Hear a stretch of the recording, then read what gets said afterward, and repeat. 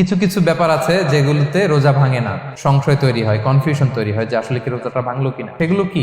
এক নম্বর হচ্ছে ভুল করে যদি কেউ খায়। দুই নম্বর হচ্ছে এটা বিবাহিতদের জন্য, বিবাহিতরা ফিজিক্যাল ইন্টারকোর্স যদি করে, দেহ থেকে সিমেন আউট হলে রোজা ভেঙে যায়, কিন্তু স্বাভাবিক মেলামেশাতে রোজা ভাঙে না। তিন নম্বর ওয়েট ড্রিম, বাংলায় বলে স্বপ্ন দোষ।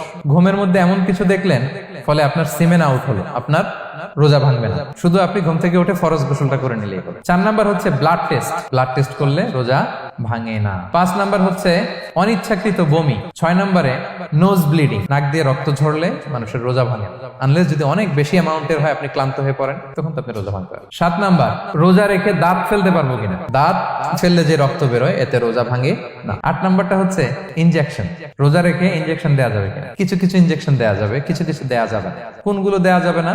এনার্জেটিক ইনজেকশন দেওয়া যাবে না, যে ইনজেকশনে ফুড সাপ্লিমেন্টারি আছে, যেটার মধ্যে নিউট্রিশন ভ্যালু আছে, এই ইনজেকশন গুলো দেওয়া যাবে না। কিন্তু পেইন কিলার যে ইনজেকশন গুলো আছে এটা দিতে পারবেন, অ্যান্টিবায়োটিক ইনজেকশন দিতে পারবেন, অ্যানেস্থেটিক ইনজেকশন দিতে পারবেন, এই জাতীয় মেডিকেশন ইনজেকশন গুলো দিতে পারবেন। নয় নম্বরে কিছু কমন ব্যাপার আছে, এর মধ্যে এক নম্বর হচ্ছে টুথপেস্ট। রোজা রেখে টুথপেস্ট দিয়ে ব্রাশ করা যাবে কিনা? যাবে, কিন্তু না করাই ভালো।